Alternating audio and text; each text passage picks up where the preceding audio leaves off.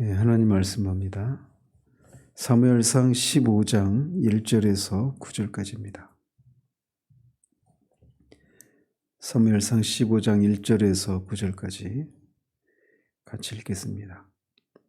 사무엘이 사울에게 이르되 여호와께서 나를 보내어 왕에게 기름을 부어 그의 백성 이스라엘 위에 왕으로 삼으셨은즉 이제 왕은 여호와의 말씀을 들으소서. 만군의 여호와께서 이같이 말씀하시기를 아말렉이 이스라엘에게 행한 일 곧 애굽에서 나올 때에 길에서 대적한 일로 내가 그들을 벌하노니 지금 가서 아말렉을 쳐서 그들의 모든 소유를 남기지 말고 진멸하되 남녀와 소아와 젖먹는 아이와 우양과 낙타와 나귀를 죽이라 하셨나이다 하니 사울이 백성을 소집하고 그들을 들라임에서 세어보니 보병이 20만 명이요 유다 사람이 10,000명이라. 사울이 아말렉 성에 이르러 골짜기에 복병시키니라. 사울이 겐 사람에게 이르되 아말렉 사람 중에서 떠나가라. 그들과 함께 너희를 멸하게 둘까 하노라. 이스라엘 모든 자손이 애굽에서 올라올 때 너희가 그들을 선대하였느니라. 이에 겐 사람이 아말렉 사람 중에서 떠나니라. 사울이 하윌라에서부터 애굽 앞 술에 이르기까지 아말렉 사람을 치고 아말렉 사람의 왕 아각을 사로잡고 칼날로 그의 모든 백성을 진멸하였으되 사울과 백성이 아각과 그의 양과 소의 가장 좋은 것 또는 기름진 것과 어린 양과 모든 좋은 것을 남기고 진멸하기를 즐겨 아니하고 가치 없고 하찮은 것은 진멸하니라. 아멘.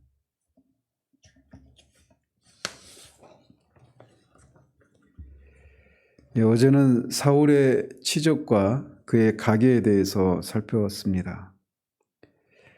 오늘 본문은 방금 읽으신 것처럼 아말렉과의 전쟁에서 아말렉을 진멸하라고 하는 그 하나님의 명령을 사울이 거스른 그런 내용이 진술되어 있습니다. 사울은 이미 그 13장에서 그의 그 제위 초기에 한 만 1년이 넘은 그 시점에 그러니까 제위 2년 차에 블레셋과의 전투에 앞서서 이 사무엘이 드려야 할 그 제사를 자신이 대신 무단으로 이렇게 드리는 것을 통해서 사무엘로부터 그의 통치가 오래가지 못할 것이다. 그의 제위가 이제 끝나고 다른 사람에게 왕위가 넘어갈 것이다. 이런 경고의 메시지를 한 차례 받은 바가 있습니다. 근데 그때로부터 우리 이제 기록으로는 그게 13장 불과 이제 2장 전의 일이지만 시간상으로는 그때 사무엘이 이제 사울을 떠나가지 않습니까? 그 뒤로부터 지금 15장 사이에는 한 23년 정도의 그런 간격이 있습니다. 레온 우드라고 하는 그 구약 성경학자가 있는데 제가 새벽 시간이라 그 어떤 근거에 의해서 그런 주장을 하는지를 제가 지금 이 시간에 다 밝기는 그렇고 굉장히 합리적인 그런 근거가 있습니다. 근데 그가 말하기를 이 사무엘과 사울이 다시 만난 것은 23년 만에 이루어진 일이다. 이렇게 주장을 합니다.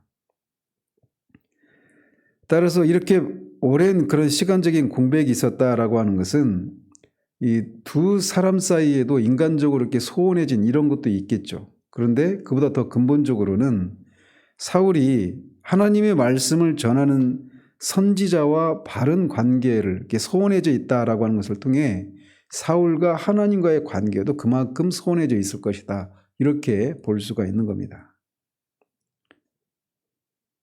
따라서 이 사무엘이 23년이라고 하는 이런 공백을 깨고 사울을 다시 찾은 것은 굉장히 이 사울의 입장에서 보면 굉장히 어떻게 보면 소원해진 그런 인간적인 그런 인간적으로 소원해진 관계를 회복하는 것을 넘어서서 하나님과의 그 관계를 회복할 수 있는 그런 절호의 기회다. 영어로 뭐 세컨드 찬스라고 하죠. 그러니까 그런 하나님께서 주신 그의 두 번째 그런 기회다라고도 볼 수가 있는 그런 사건입니다. 사무엘이 사울을 찾은 이유는 하나님께 받은 말씀을 사울에게 전하기 위해서였습니다. 사무엘이 하나님께서 그에게 주신 명령을 전달하기 전에 사무엘은 사울에게 여호와께서 사무엘 자신을 보내서 사울에게 이스라엘 백성의 왕으로 기름을 부으셨으니 왕은 이제는 하나님의 말씀을 들으소서 이렇게 말을 하며 하나님의 말씀을 전합니다. 사무엘이 이렇게 사울에게 하나님께서 자신을 통해 사울에게 이스라엘의 왕으로 기름 부었다 이 말을 하고 있는 것은 다시금 사울에게 이스라엘에 있어서 신정국가 이스라엘에 있어서 왕이라고 하는 지위가 어떤 위치인가라고 하는 것을 상기시키고 있는 겁니다. 그건 다름 아니라 하나님으로부터 그런 권한을 위임받아서 하나님의 백성을 통치하는 대리 통치자다. 그렇기 때문에 이스라엘의 왕은 하나님의 말씀에 전적으로 순종하는 그런 삶을 살아야 할 사람인 것이죠. 그러면서 이제 왕은 여호와의 말을 들으소서 이렇게 말을 하고 있어서 앞에서 13장에서 mikmas 전투를 앞두고 제사를 드린 것 때문에 폐위될 것이다 라고 하는 그런 경고의 메시지를 그때는 들었던 것처럼 그때는 하나님의 말씀을 듣지 않았는데 이번만은 꼭 하나님의 말씀을 들으라 라고 간곡하게 얘기를 하고 있는 겁니다.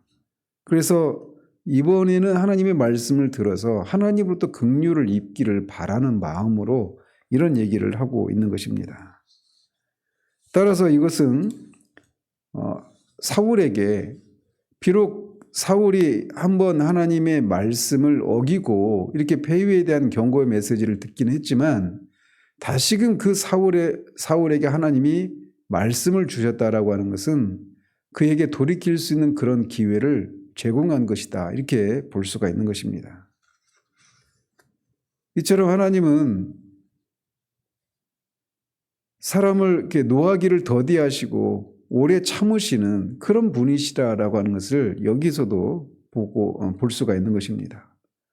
그렇기 때문에 사울로서는 23년 전에 그 불순종한 결과 폐위가 되고 그 소원해졌던 그 하나님과의 관계를 회복할 수 있는 절호의 기회였음에도 불구하고 우리가 보는 것처럼 그런 그 기회를 잃어버리고 만 겁니다.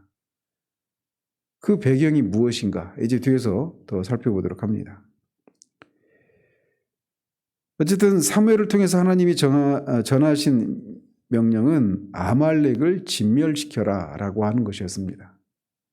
그래서 사람이든 짐승이든 남녀노소를 불문하고 좋은 것이든 나쁜 것이든 모든 사람과 짐승을 다 진멸하라 라고 하는 것이었어요. 그리고 그렇게 진멸하라고 하는 이유는 출애굽 과정에서 아말렉이 이스라엘 백성이 그 광야를 지나는 길에서 이스라엘 백성에게 했던 그 죄악 때문이다라고 하는 것을 밝히십니다. 이 아말렉은 에서의 손자의 후손입니다. 그래서 이 아말렉이라고 하는 이름이 에서의 손자의 이름인데 그의 후예들이 아말렉 족속이죠. 그래서 이들은 주로 이제 유다 남방 쪽에서 흩어져 살고 있었습니다. 유다 남방 쪽에.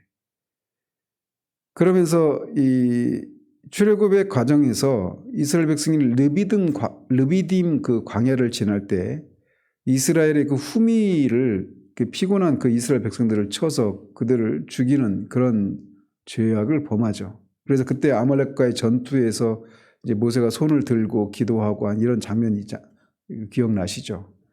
그때 한번 하나님이 심판하시지만 다 진멸하지는 않았어요. 그러면서 그때 이 이스라엘 백성들을 이렇게 공격했던 아말렉 족속을 하나님께서 다 진멸하라라고 이제 명령을 해서 그 역사의 그 사람들의 기억 속에 다 사라지게 하라 이렇게 명령을 내리셨는데 아직 그게 실천이 되지 않았는데 이제 그것을 실천하시고자 하시는 것입니다. 왜 하나님은 이 아말렉 족속을 그렇게 심하게 그렇게 진멸하라고까지 하시는가 이런 질문을 가질 수 있는데 이거는 단순히 그냥 이 이스라엘 민족과 이 아말렉 족속과의 그런 민족 간의 갈등 정도의 문제가 아닙니다. 아말렉이 이스라엘을 친 것은 하나님의 이 구속 경륜을 앞에 서서 이 대적하는 그런 의미가 있기 때문에 하나님은 이들을 진멸하라고 하신 것입니다. 그래서 이스라엘을 애굽에서 구원하신 하나님에게 정면으로 도전한 그런 사건이었기 때문에 이렇게 명령을 내리신 것입니다. 한편 그렇게 이제 그런 명령을 내리셨는데, 그렇기 때문에 사울이 해야 될 일은 그 하나님의 명령에 전적으로 순종해서 사람이든 짐승이든 모든 것을 다 죽여야 되는 그런 것이었죠. 그 가나안 정복 때도 아간이 그런 그 금부지를 이렇게 훔치지 않습니까? 근데 가나안 정복 때 그때도 그 모든 것을 다 그 배들을 칠 때 다 그 모든 것을 진멸하라고 명령하셨는데 그거를 일부를 남겨놨다가 죽지 않습니까? 그래서 여기서도 마찬가지로 사울이 그렇게 그 모든 것을 진멸하라고 하는 그런 하나님의 명령에 어떤 조건 없이 그렇게 순종을 했어야 되는 것이었죠. 자, 그래서 이제 아말렉과의 전쟁을 위해서 군사를 소집하게 되었는데 그들을 들라임에서 세워봤더니 보병이 20만 명, 유다 사람은 10,000명이었다라고 말합니다. 들라임은 이 아말렉과 가까운 유다 남방 지역에 있는 그런 서급입니다. 그리고 특별히 그 11장에서도 그렇지만 여기서도 유다 사람을 따로 그 군대 숫자를 세고 있는 것은 이 다윗과 그 다윗의 출신 지파인 유다 자손을 염두에 두고 있기 때문이다라고 말합니다. 그리고 실상 아직 그 남유다와 북이스라엘 이렇게 분열되기 전임에도 불구하고 이 이스라엘 10개 지파와 남유다 지파 사이에 그런 일종의 그런 알력이 있었다라고 하는 것을 이렇게 시사하고 있는 것이기도 합니다. 사울은 아말렉 성에 이르러서 골짜기에 먼저 복병을 시킵니다. 그들을 먼저 막 공격하지 않고, 그것은 6절에 있는 것처럼 겐 사람을 전쟁에서 피해가 가지 않도록 그들을 먼저 그렇게 대피시키는 그런 것이 필요했기 때문에 그렇습니다. 한편 이 겐족은 원래 아라비아 지역에 흩어져 살고 있었던 유목민이었는데 금 가공을 하는 데서 금속을 가공하는 그런 능력이 뛰어났다고 합니다. 그래서 이 겐 족속은 그 모세의 장인도 겐 족속입니다. 그리고 사사기 4장에 보면 그 가나안 사람 그 야빈의 그 군대 장관이 시스라인데 그 시스라를 말뚝으로 이렇게 쳐서 이렇게 죽이는 관자놀이를 통과시켜서 죽이는 그 사람도 겐 족속 하벨의 아내 야일입니다. 그래서 특별히 그 출애굽의 과정에서 아말렉은 이스라엘을 공격하는, 그래서 하나님의 구원 역사를 방해하는 그런 일을 했지만 이 겐 족속은 이 아라비아 지역에 흩어져서 그 가나안으로 가는 그런 모든 여정들을 잘 알고 있어서 이스라엘 백성들을 이렇게 길을 안내를 하고 도움을 줬던 그런 족속이었습니다. 그런 관계로 이후에 이 겐 족속과 이스라엘 사이에는 아주 이렇게 호의적인 그런 관계가 형성되었었는데, 그래서 그 겐 족속을 이 전쟁에서 피해가 가지 않도록 먼저 대피시키는 일이 필요했던 것입니다. 그래서 겐 족속이 아말렉에게서 이렇게 떠나자 사울은 하윌라에서부터 애굽 앞 술에 이르기까지 아말렉 사람을 쳤다라고 말합니다. 이 하윌라는 애굽과 이스라엘 사이에 있는 그 경계 지역에 있는 성읍이었습니다. 그리고 이 술은 그 페르시아만 그 북쪽 연안에 있는 그런 지역인데 아말렉 족속이 이렇게 광대한 그 넓은 지역에 흩어져서 이렇게 살고 있어서 그렇게 아말렉 족속을 그렇게 치게 된 것입니다. 그 결과 아말렉의 왕 아각을 사로잡고 칼날로 그의 모든 백성을 진멸합니다. 그렇지만 실상 이 아말렉 족속이 모두 진멸된 것은 아니에요. 아각만 살아남았던 것이 아니라 워낙 넓은 지역에 흩어져 살다 보니까 사울의 공격을 받지 않았던 사람들은 여전히 살아 있었고, 훗날에도 여전히 그들이 이 27장에 가도 이 아말렉 족속이 여전히 이렇게 살아남아 있는 것을 볼 수 있고, 최후에는 이제 히스기야 왕 때 가서 시므온 지파에 의해서 이 아말렉 족속이 완전히 역사 속에서 사라지게 됩니다. 어쨌든 사울은 아각을 살려줬는데 이것은 하나님의 명령을 어기는 것이었어요. 이에 더해서 9절에서는 아각만 살려줬을 뿐만 아니라 양과 소 중에서 가장 좋은 것, 기름진 것, 어린 양들은 죽이지 않고 살려두었습니다.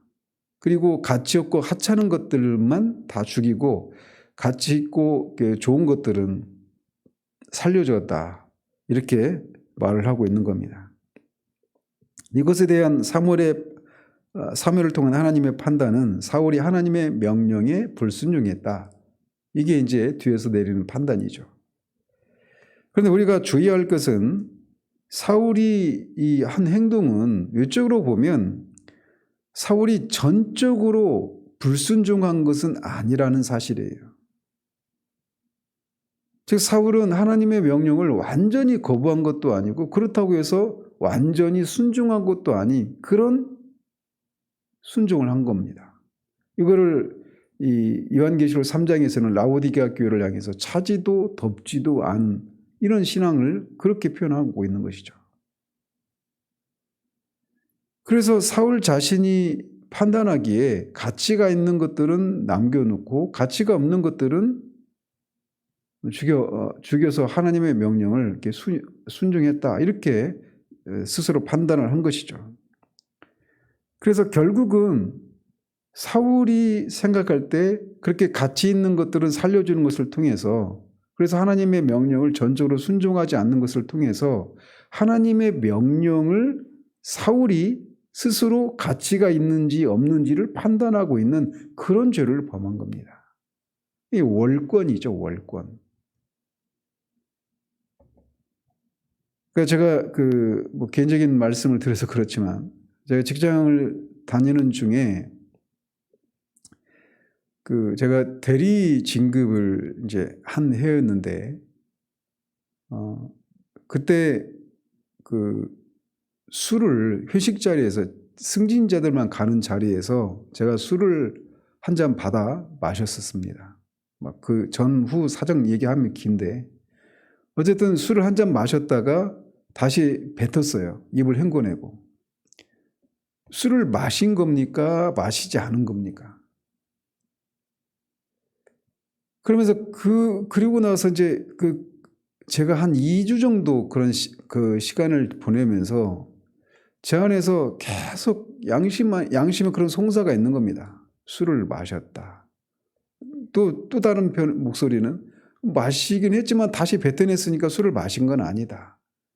술을 마시는 게 무슨 죄냐? 이런 얘기들이 막 제 안에서 제가 지금 간단하게만 말하지만 2주 동안 막 정말 제 안에서 끊임없는 그런 정당화시키고 합리화시키는 이런 논쟁이 벌어졌습니다. 제 양심 안에서. 그런데 제가 한 2주 정도 지나서 아침에 이제 출근을 하는데 전철 안에서 리즈 하울즈라고 하는 분의 전기를 읽다가 그가 아프리카에서 부흥의 도구로 쓰임받는 그런 장면이 나옵니다. 아침에 그 부분을 막 읽는데 마음이 막 얼마나 뜨거워지던지 정말 이 땅에도 그런 부흥의 역사를 허락해 주시기를. 그래서 마음이 뜨거운 마음으로 그날 또 목요일이었는데 목요일 아침에 딱 내렸습니다. 전철에서. 전철 문이 열리고 여의도역에서 전철 문이 열리고 발을 딱 내딛는 순간 제가 2주 동안 계속 제 안에서 죄다 아니다 막 이런 갈등이 그런 정당화시키고 막 그런 변명이 있었던 그 것들에 대해서 한마디로 성령께서 그냥 죄다 이렇게 말씀하시는 거예요. 그 순간 막 뜨거워졌던 마음이 냉랭하게 식어버리면서 하나님 앞에 내가 더러운 창녀같이 그렇게 더러운 그런 죄인이 됐다라고 하는 것을 그냥 직관적으로 알게 되면서 방금 전까지 그 부흥에 대한 소망을 품었던 막 제가 이제 더 이상 하나님과의 그런 관계도 끊어져 버리고 하나님이 더 이상 저를 그런 일들에 쓸 수가 없는 그런 상태가 되었다라고 하는 것을 제가 직감적으로 알게 되었습니다. 근데 성령께서 저에게 죄다 이렇게 말씀을 하실 때 뭐가 죄라고 말씀하셨냐면 바로 이런 것과 똑같은 거예요. 월권이라는 거죠.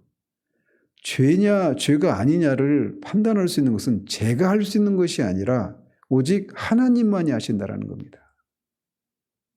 이것은 창세기의 이 3장에서 인류 최초의 조상인 아담과 하와가 선악을 알게 하는 나무의 열매를 따먹게 되었을 때 그때 그 마음이라는 겁니다. 죄냐 죄가 아니냐를 판단할 수 있는 것은 우리가 아닙니다. 오직 하나님이십니다. 우리는 그런 명령권자인 하나님의 그 주권자인 하나님의 명령에 전적으로 순종해야 될 그런 의무만 있는 피조물일 뿐입니다. 그래서 사울처럼 이게 가치가 있는지 없는지 이렇게까지 할 필요가 있는지 없는지 이거를 판단할 수 있는 그런 처지가 아니라는 거죠.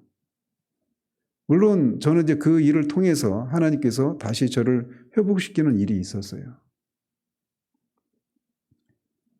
근데 어쨌든 사울이 지금 하고 있는 일이 바로 그거였던 겁니다. 월권을 행하고 있는 겁니다. 뭐 이렇게까지 하실 필요가 있는가? 이렇게 좋은 짐승들이 있는데 뒤에서 이제 그런 변명을 하지 않습니까?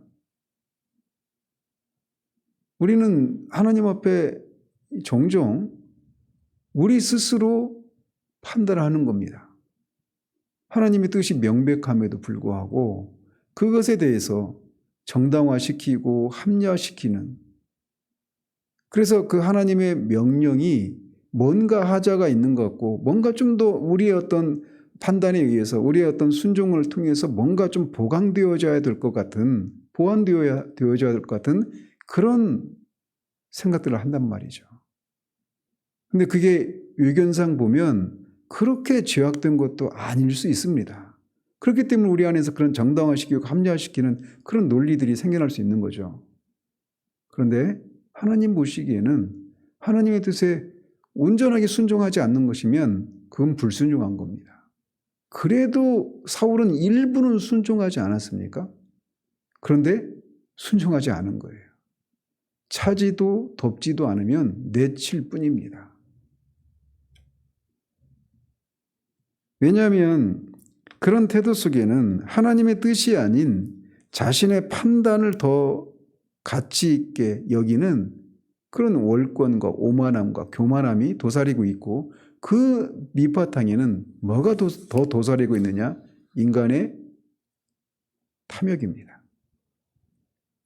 사울은 개인적인 명예욕과 물질적인 욕망에 사로잡힌 나머지 또다시 하나님의 명령에 불순종하는 그런 결과를 초래하고 말았던 겁니다. 앞에서도 말씀드린 것처럼 하나님으로부터 다시금 이런 세컨드 찬스를 받은 그런 처지인데 그 기회를 스스로 박차버린 겁니다. 사울의 마음에 하나님이 뭔가 좀 너무 이렇게까지 하실 필요가 없는데 라고 하는 그런 생각도 있었던 겁니다. 하나님의 미련함이 사람의 지혜로움보다 더 지혜롭다라고 사도 바울이 말하지 않습니까?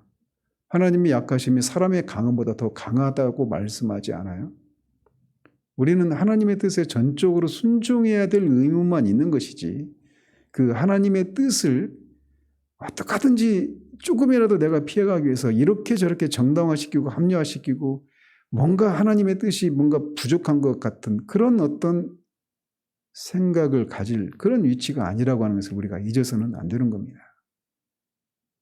만약에 사울이 여기에서 하나님의 뜻에 전적으로 순종했다라면 이스라엘의 역사는, 그리고 하나님의 구원 역사는 새롭게 전개되었을 것입니다.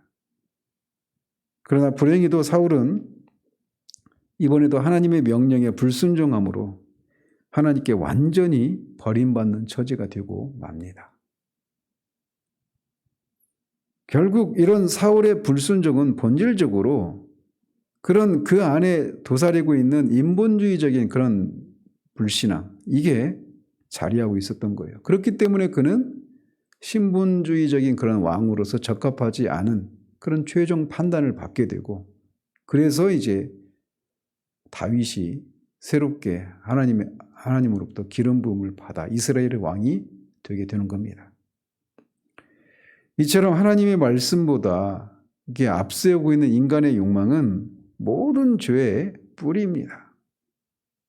그래서 우리가 우리 안에서 무엇인가 어떤 갈등이, 그 하나님의 뜻이 무엇이라고 명시적으로 나와 있지 않은 그런 어떤 일이라 하더라도 우리는 우리 양심을 통해서 그게 하나님이 기뻐하시는 것이냐 아닌지를 우리는 알거든요.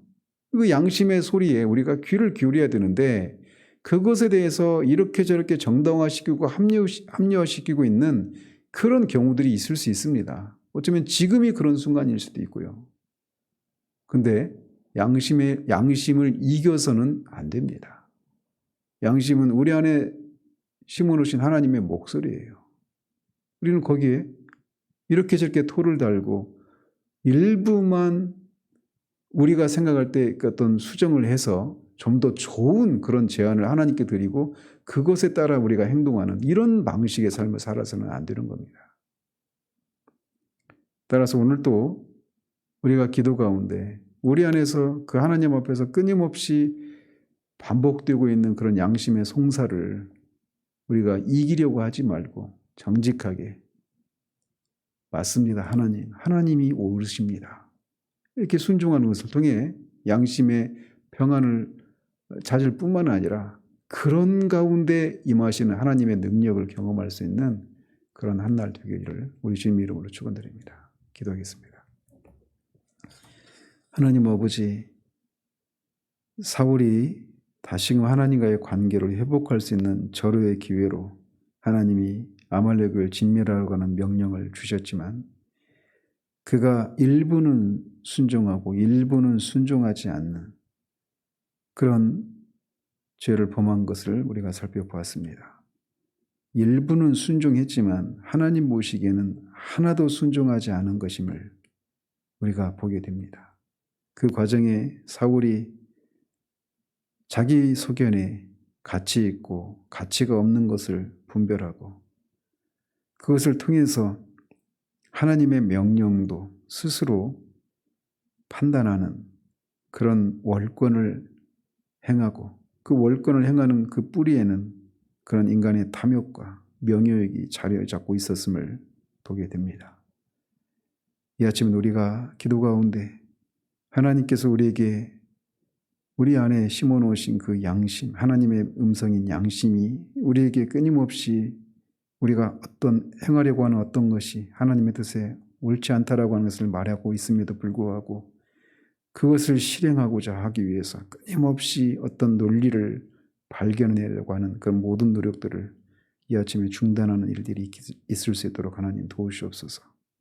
전적으로 하나님의 뜻에만 순종하는 것을 통해 하나님의 능력이 다시금 우리 가운데 나타나고 하나님의 임재가, 하나님의 얼굴이 다시금 우리를 향하고 있음을 아는 일들이 있을 수 있도록 도우셔서 정말 우리가 생각하는 우리의 생각과 우리의 방법이 아니라 하나님의 뜻으로만, 하나님의 그런 능력으로만 우리의 삶이 펼쳐져 갈 수 있는 그런 새로운 시작이 될 수 있도록 우리를 붙들어 주시기를 원합니다.